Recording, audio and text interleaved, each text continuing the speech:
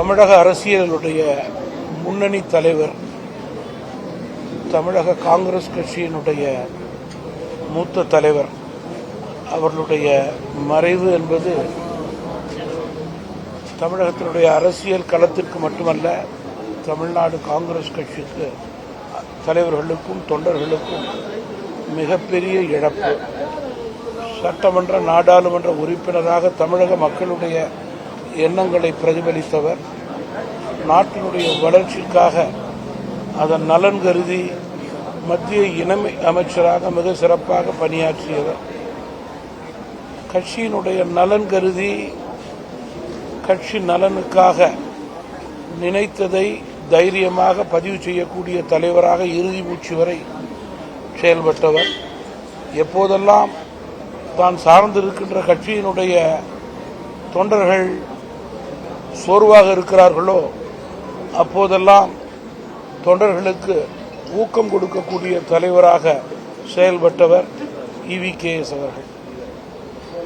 EVKS அவர்களது தந்தை EVK Sampath அவர்களுக்கும் என்னுடைய தந்தை மறைந்த ஐயா மூப்பனார் அவர்களுக்கும் 1960களிலிருந்து குடும்ப நட்பு என்பதை நான் இங்கே பதிவு செய்ய விரும்புகிறேன்.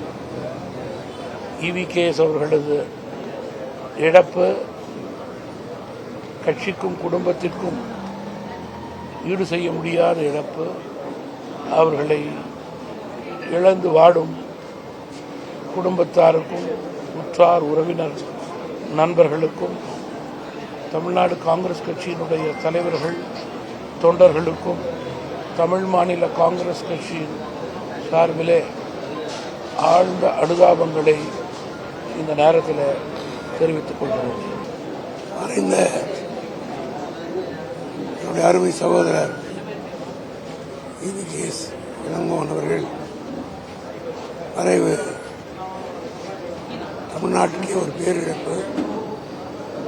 குறிப்பாக அவரோடு ஒரு 20 ஆண்டுகளுக்கு மேலாக நெருங்கி பழகிற வாய்ப்பை பெற்ற என்னை போன்றவர்களுக்கு ஒரு மிகப்பெரிய பேரிழப்பு.